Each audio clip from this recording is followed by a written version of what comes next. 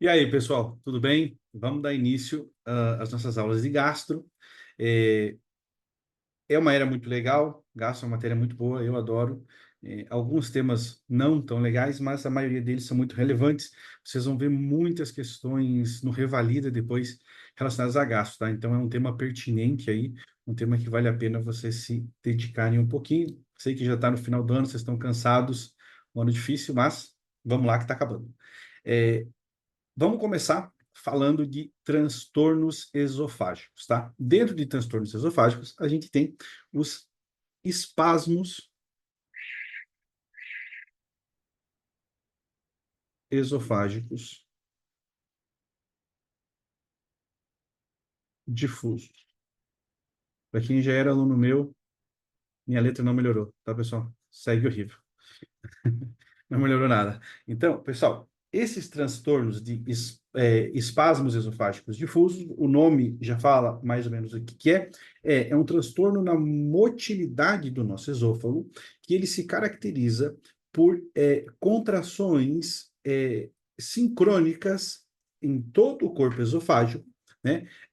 Não propulsivas. O que que significa isso? São contrações que ocorrem em todo o corpo que não estão levando líquidos ou alimentos para o estômago. Então, elas são contrações que ocorrem simplesmente com diminuição da luz, são não propulsivas, certo?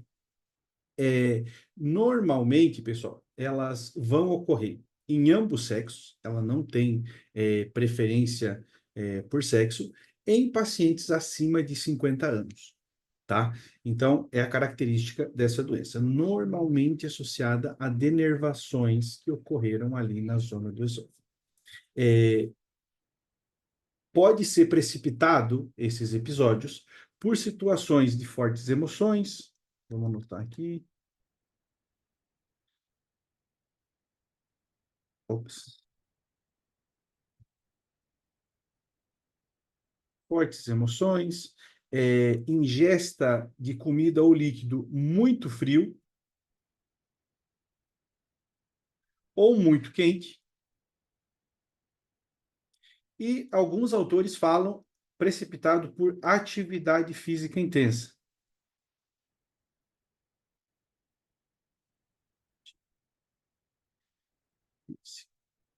certo?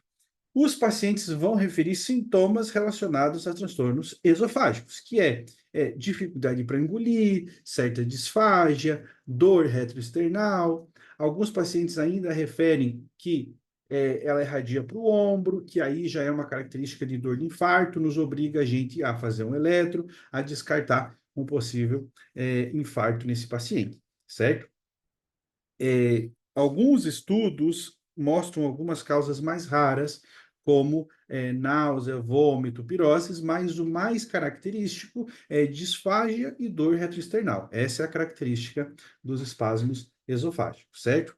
Para a gente estudar esse paciente, a gente vai fazer uma manometria, certo, pessoal? O que que é a manometria? Eu tenho aqui duas imagens para a gente visualizar bem isso aqui e entender como é feita a manometria. A manometria é um estudo feito com manômetro, né? Então a gente avalia pressão, ok?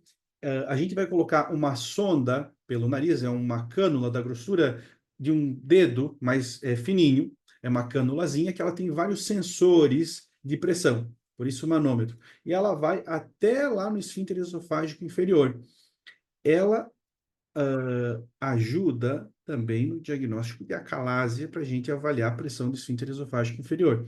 Então, aqui nesse ponto, pessoal, a gente tem a avaliação do esfíncter esofágico, né? Quanto que ele está fazendo de pressão, e aqui a gente avalia o corpo esofágico, ok? Então, a gente vê se ocorrem contrações aí sincronizadas de todo o corpo e tem que ter algumas características para a gente falar que está ocorrendo espasmos esofágicos difusos. A gente vai pedir para o paciente tragar água, e aí, pessoal, não basta que ocorra um ou dois espasmos, tem que ter algumas características para que a gente fale em espasmo esofágico difuso. É, Mais de 20% das vezes que ele tragar líquido devem ocorrer espasmos em todo o esôfago. essas contrações devem durar mais de 6 segundos e eu ter pelo menos 3 contrações simultâneas. Então, tem alguns critérios, tá? Não acho que seja relevante você saber exatamente os critérios, é só para vocês entenderem. Isso aqui é bem coisa de especialista, tá? Aqui, nessa imagem aqui, a gente tem uma manometria de alta resolução. Seria um aparelho um pouco mais moderno. Esse aqui está dando o gráfico para nós, com os picos de pressões, né? E esse aqui, ele te dá ali em tempo real, como se fosse um Doppler, como que está a questão do esôfago do paciente.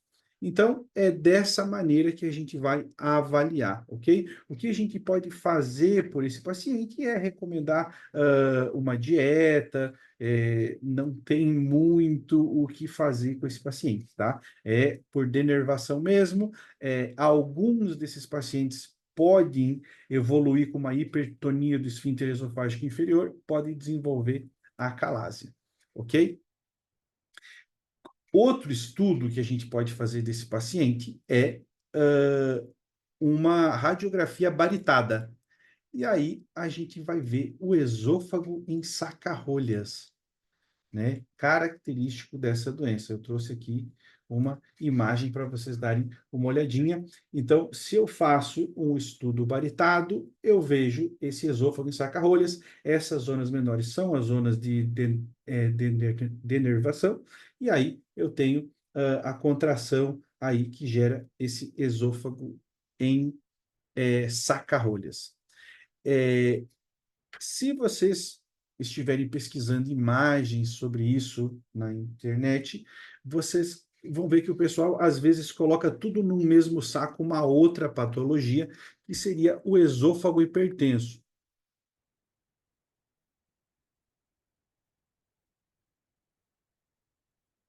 O esôfago hipertenso não é a mesma coisa que o espasmo esofágico difuso. Esse esôfago aqui, ele tem uma característica de gerar uma imagem que a gente chama em quebra-nozes ou em casca-nueces, como dizem aí na Argentina, né?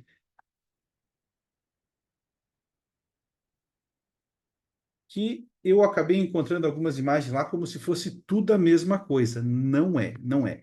Esse esôfago hipertônico, pessoal, ele vai ser uma anormalidade que ela está dentro dos distúrbios motores do esôfago. Tem um transtorno motor aqui e ele vai se caracterizar por ondas peristálticas de maior intensidade. Nesse caso aqui do esôfago hipertenso, a pressão esofágica ali supera os 18 milímetros de mercúrio de pressão. E aqui que está a grande diferença, tá? Quando começou a aparecer isso aqui, inicialmente, né, os pacientes eram descritos com uma dor torácica não cardíaca. Era como era classificado quando eles começaram a estudar o esôfago hipertenso, porque ele tinha uma clínica muito parecida com um infarto, né? O paciente poderia apresentar disfagia, dor retroesternal, piroses, às vezes ela irradiava. Então, era uma clínica parecida que não era de origem cardíaca, né? Então, esses pacientes vão ter toda essa clínica de transtorno esofágico. Dor retroesternal, disfagia, dificuldade para tragar, podem ter dispepsia ainda, podem ter náusea, piroses, tudo isso por causa desse esôfago hipertenso, ok? Então, esse seria um distúrbio motor do esôfago do paciente, diferente dos espasmos, onde a gente tinha denervação, ok? Bem, seguimos aqui, pessoal. É, Outro transtorno esofágico que a gente vai ter é o esôfago hipotenso. Quando a gente fala em esôfago hipotenso, pessoal, a gente vai pensar que ele está relacionado com outras patologias, tá? Mais de 70% dos casos vai ser por esclerodérmia. E vai ocorrer uma atrofia na musculatura do esôfago, secundária à patologia esclerodérmia, e vai fazer com que diminuam as contrações esofágicas. Então, esse seria o esôfago hipotenso.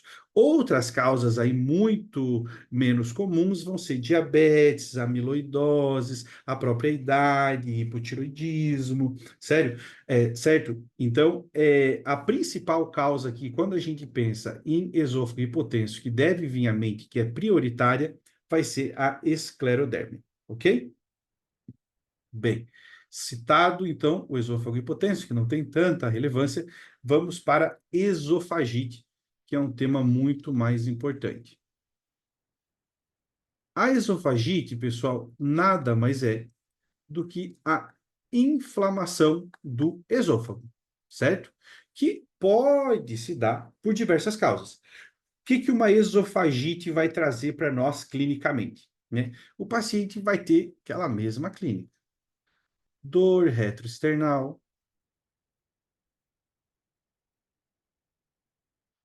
vai ter piroses, vai ter odinofágia.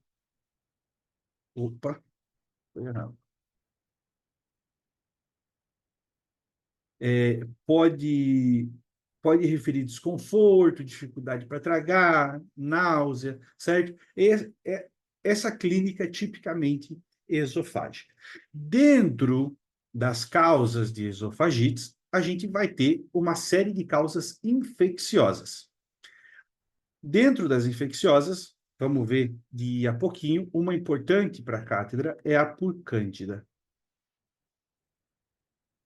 A esofagite por Cândida, questão de revalida também, pessoal, a esofagite por Cândida, ela vai se relacionar com pacientes imunodeprimidos. Sempre que eu for pensar em esofagites por Cândida, precisa me acender uma lanterna aqui para pacientes HIV positivos, pacientes transplantados, pacientes alcoólicos crônicos, pacientes diabéticos, pacientes que estão fazendo tratamento com antineoplásicos. E existe um tipo de paciente aqui saudável que faz uso de corticoide crônico e não usa aquele espaçador, que aplica diretamente o corticoide ali na faringe. Isso gera uma zona de baixa imunidade ali que favorece a infecção por fungos. Desculpa, deixa eu puxar aqui, está ventando demais. Então, favorece essa infecção por cândida. Como que eu vou chegar no diagnóstico desses diabetes, desses pacientes com infecção por cândida esofágica? Eu vou fazer uma videoendoscopia. E aí, ali no esôfago, eu vou ver que tem uma zona de proliferação, blanquecina, vou fazer uma biópsia dessa zona e vou cultivar isso. Provavelmente aí eu vou ver o crescimento das hifas compatível com a cândida, ok? Então, o método de diagnóstico é endoscopia com biópsia.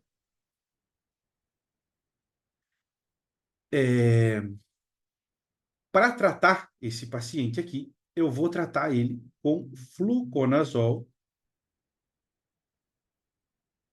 entre 100 e 200 miligramas dia.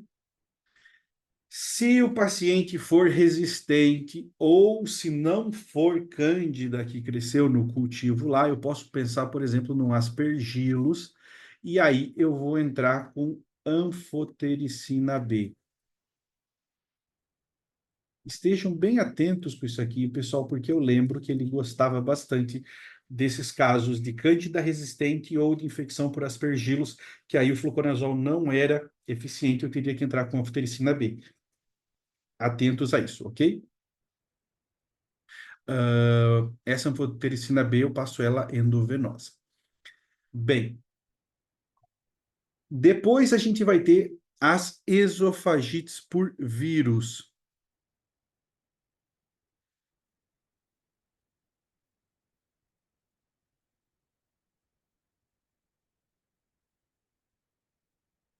As esofagites por vírus, pessoal, eu vou pensar principalmente aqui em herpes simples,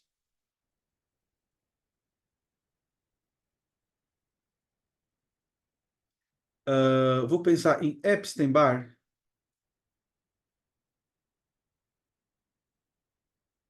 Vou pensar em varicela zoster.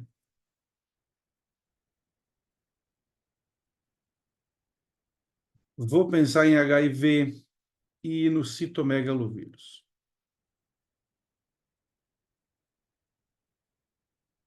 Esses três primeiros aqui, pessoal, eu posso tratar eles com aciclovir. O HIV eu vou ter que fazer o tratamento antirretroviral, né? Eu vou entrar ali com AZT e os outros medicamentos. E o citomegalovírus, aqui eu vou precisar de ganciclovir.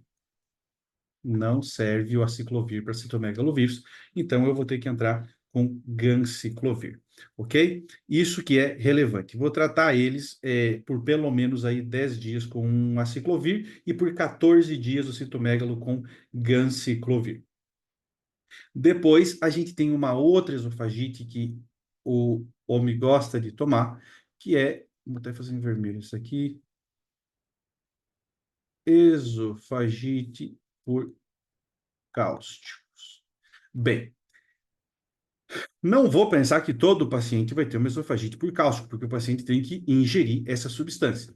Então, pessoal, aqui vai entrar um grupo, por exemplo, de acidentes com crianças, né, que entram em contato aí com produto de limpeza, com pacientes psiquiátricos, pacientes com retraso mental, com deficiências, né? Pensar aqui também, pessoal, em suicídio, paciente que toma para tentar suicídio, esse grupo de paciente aí que vai ter exposição à esofagite por cálcio. O que eu vou ter que fazer com esse paciente aqui, pessoal? Esse paciente eu vou ter que avaliar com uma endoscopia como é que está o esôfago dele, porque esses cáusticos corroem ali a mucosa esofágica e podem gerar um dano severo, até uma perfuração esofágica com peritonite, sepse, complicação. Então, essa esofagite por cáustico é muito importante. Não acontece em todo mundo, mas no paciente que acontece, eu preciso investigar melhor. Então, eu vou recomendar para esse paciente aqui uma veda, né? Vou dar uma olhada lá nesse esôfago. Claro, se eu tiver certeza de esôfago não perfurado, porque a perfuração é contraindicação de veda. Eu não posso fazer veda em paciente com esôfago perfurado, porque corre o risco de entrar nesse buraco. Então, eu não faço. Se não estiver perfurado, o endoscopista ele vai me dar ali graus de lesão. Essa endoscopia, grau 1, né? Perdão, a endoscopia não. A lesão, grau 1, seria aquela onde afeta a mucosa superficial, certo? Vou colocar aqui primeiro grau, mucosa superficial do esôfago. A de segundo grau afeta além da mucosa, mas não tem perfuração. E a de terceiro grau, aí já é aqui o paciente tem perfuração esofágica.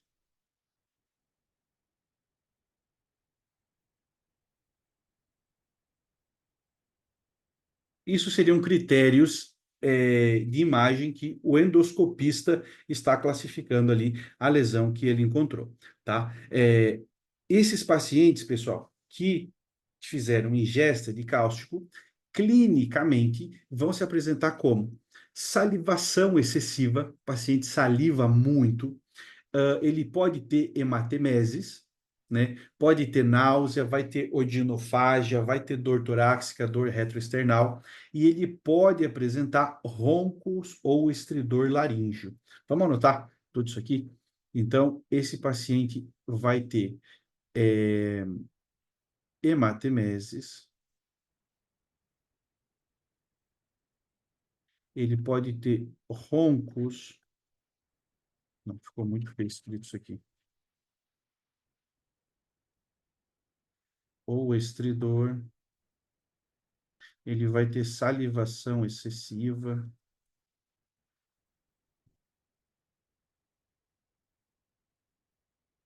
pode ter náuseas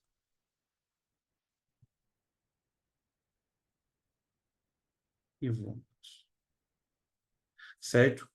Que eu vou fazer além da endoscopia? Posso fazer uma radiografia de tórax, ver se eu percebo alguma coisa, ou até mesmo uma tomografia, dependendo do caso, tá? Para que eu tenha uma correta avaliação. Se, vamos colocar aqui o tratamento, se esse estômago foi perfurado, pessoal, não tem jeito, cirurgia, eu vou ter que fazer um esôfago RAF ali para tentar consertar isso aí. Posso passar para ele corticoide para evitar uma proliferação ali, uma fibrose que me gere uma estenose esofágica depois. Vamos anotando isso aqui que eu vou falando demais e não anoto nada. Vamos lá, cirurgia. Vou passar corticoide para evitar estenoses. Cada dia minha letra fica mais feia. Para evitar estenoses. Vou passar um plano antibiótico para esse paciente, porque ele tem risco de infecção. É, E sintomas gerais, né? Eu vou ter que tratar a dor desse paciente, ele vai ter bastante dor.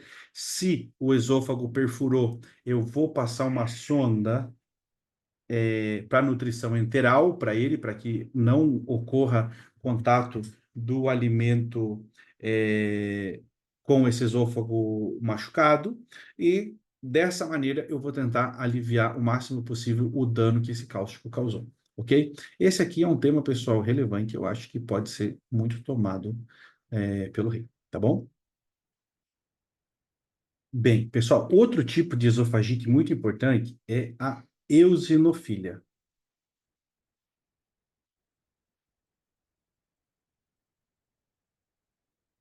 Nessa, nessa esofagite, pessoal, eu vou ter um transtorno crônico, uma esofagite crônica, que ela vai ser mediada pelo sistema imune. Vai ter uma proliferação de eosinófilos ali no esôfago, e você sabe que eles têm enzimas digestivas, então eles ficam ali destruindo a mucosa, seria uma enfermidade autoimune.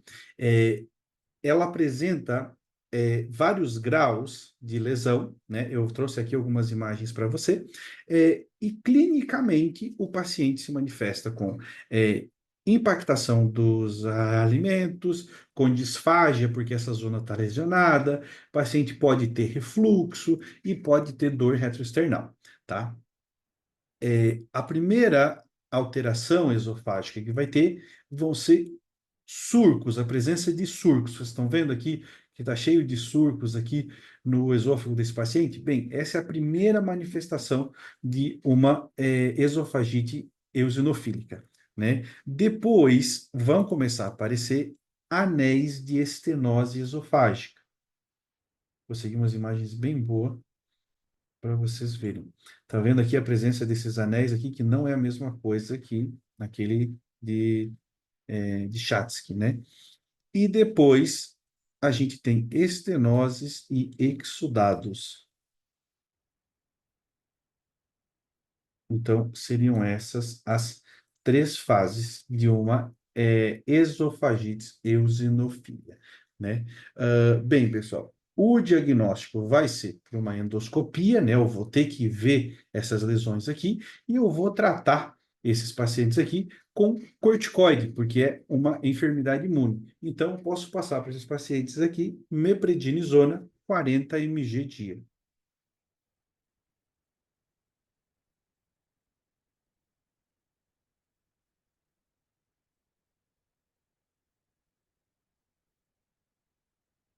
Ok? É, eu ainda posso agregar para esse paciente aqui uma fluticasona, né, em aerosol, que ele pode ir usando aí, ou um budesonide, também algum corticoide oral, entre 6 e 8 semanas, para ver, para eu tentar diminuir o quadro, e depois eu reavalio ele novamente, readequo a dose, baixo um pouquinho, para que a gente acabou de ver que os corticoides orais favorecem a esofagite por cândida para eu não complicar ele com outra coisa, né? Então, seria para baixar esse processo inflamatório e depois a gente já tenta diminuir ou até mesmo tirar a dose aí para não prejudicar mais o paciente. Bem, pessoal, vamos agora mudar um pouquinho de tema, vamos falar um pouquinho sobre os anéis esofágicos. É,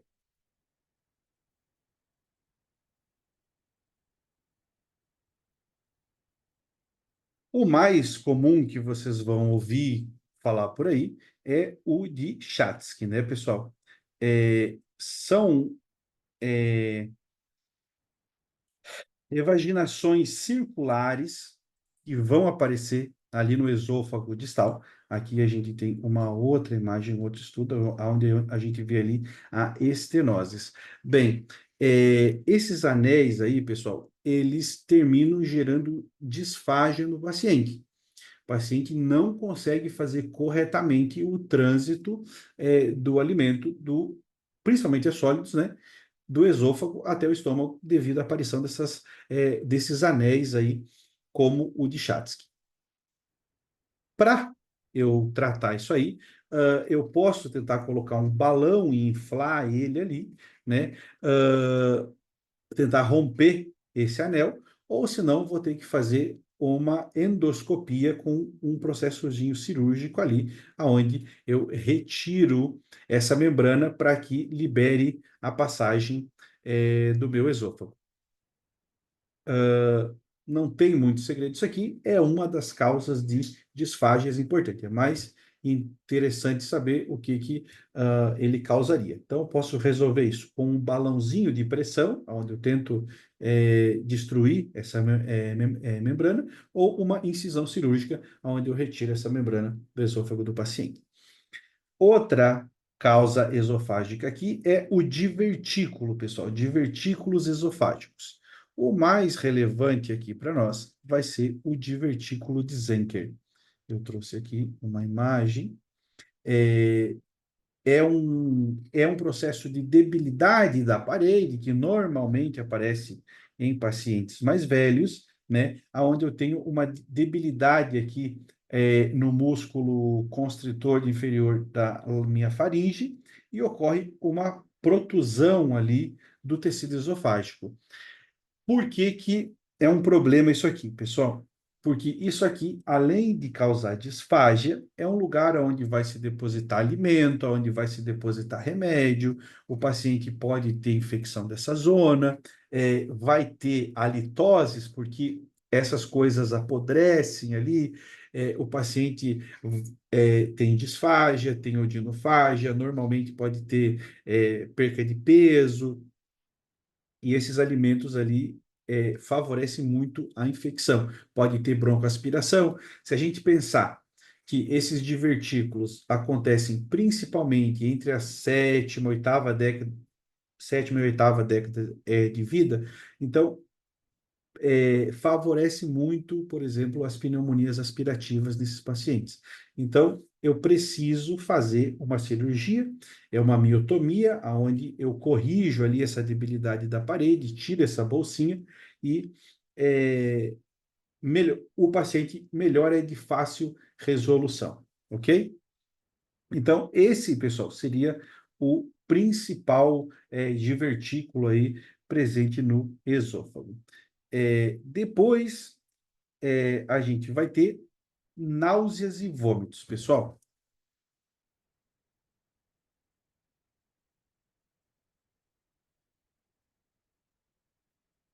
Esse sim é um tema muito mais importante.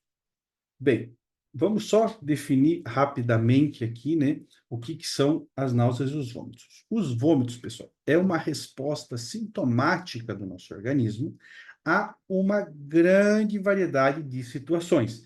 Diversas coisas podem gerar vômito, né? O vômito, por definição, é a expulsão violenta do conteúdo gástrico.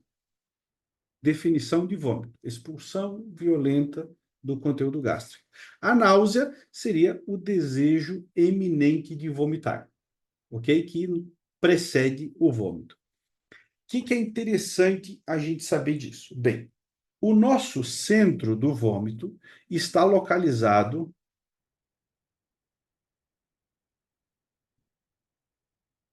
lá no bulbo, lá no tronco encefálico. Eu já escrevi tronco junto com bulbo. Lá no bulbo, certo? Esse centro do vômito, ele recebe, pessoal, aferências da corteza, do tronco, é, da parte digestiva, do coração, é, do centro das emoções. Então, uma série de lugares mandam aferências até o bulbo, até esse centro do vômito. É por isso que qualquer coisa pode fazer a gente vomitar, né? E o conceito é o quê? Uma resposta sintomática inespecífica a uma variedade enorme de situações, porque está tudo interligado, certo? Isso para levar a informação até o centro do vômito. Agora, as eferências vão ser, vamos colocar aqui, as referências vão ser via vago e nervo frênico, juntamente com a inervação da parede abdominal.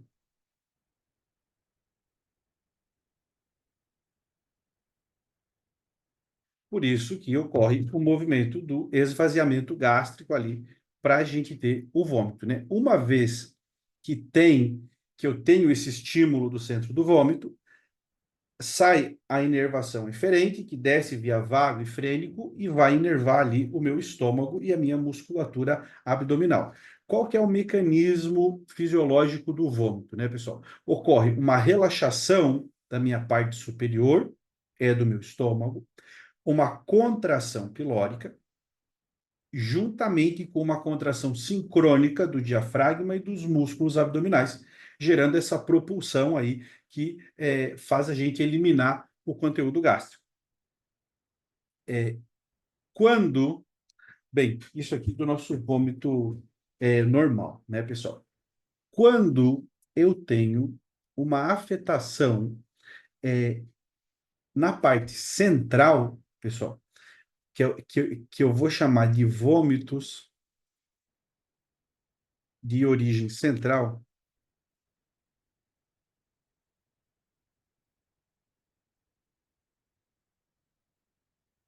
eles têm uma característica. Eles não são precedidos por náusea, que é o famoso vômito em chorro que a gente já estudou em casos de meningites, em casos de hipertensão endocraniana, em caso de encefalites, né? Então, esses vômitos de origem central, eles têm a característica que eles não são precedidos por náusea e são chamados vômitos em chorro. Essas causas que eu acabei de falar são as que poderiam estar gerando esse vômito em chorro. Bem, depois disso, a gente tem a classificação do vômito.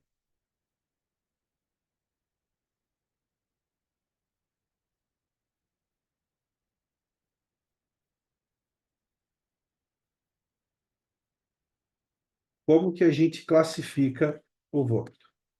Bem, o vômito ele pode ser, por exemplo, com restos alimentares, que é o caso desse que a gente acabou de ver do divertículo de Zenker, né? O alimento fica depositado ali e quando o paciente vomita, termina voltando. Em casos de acalásia, em casos de síndrome pilórico, que eu não consigo digerir esse alimento antes que ele volte. E o síndrome pilórico, desde que não tenha ocorrido ainda digestão desse alimento, né? Então, eu tenho os vômitos com restos de alimentos. Eu tenho os vômitos com sangue, que eu vou chamar de hematemeses.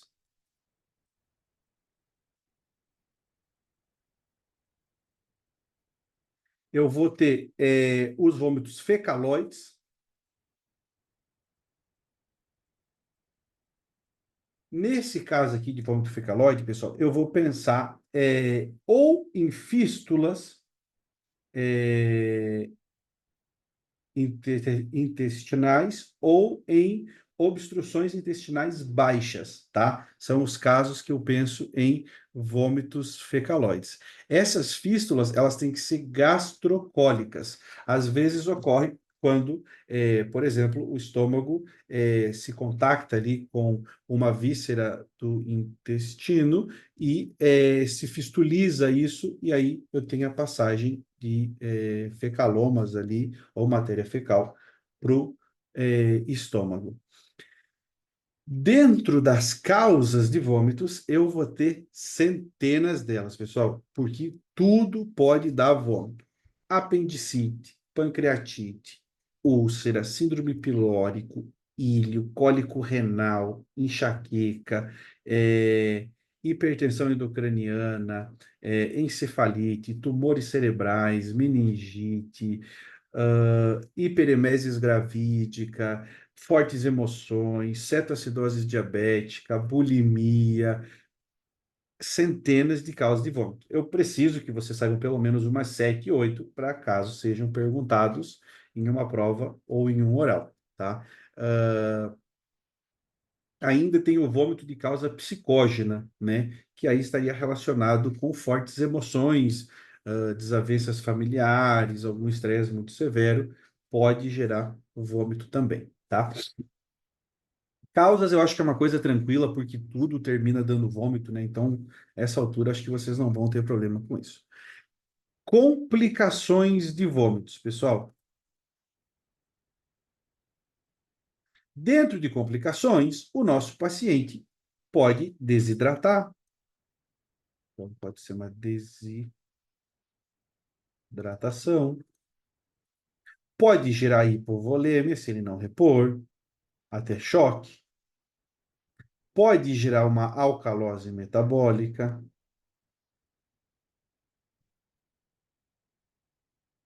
Em casos de bulimia, que o paciente tem vômito constante, afeta o esmalte dos dentes. Aparecem aftas, lesões bucais. Se o paciente tem vômitos intensos, eu posso ter lesões esofágicas.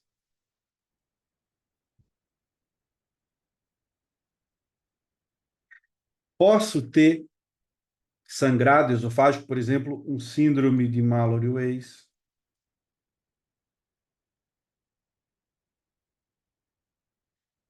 Posso ter até uma ruptura esofágica, se for muito intenso, né, pessoal? Não é comum, mas pode chegar a isso. Essa ruptura poderia levar a uma mediastinite, aí eu já teria que entrar com plano antibiótico, lavagem, uma série de outras coisas muito mais complicadas se eu tivesse uma ruptura esofágica. Drogas para vômitos, pessoal. Eu vou passar aqui para vocês as principais. A doutora. Esqueci o nome dela. Guadalupe colocou ali uma lista enorme de medicamentos, mas os mais utilizados vão ser o metoclopramida,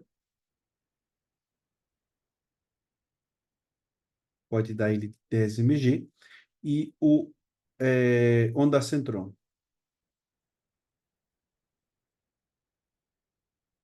Esse aqui é interessante, pessoal, que é o que a gente dá para grávida, tá? Esse aqui que a gente dá para grávida, pergunta de revalida. Ondansetron. É Cetron, não Centron.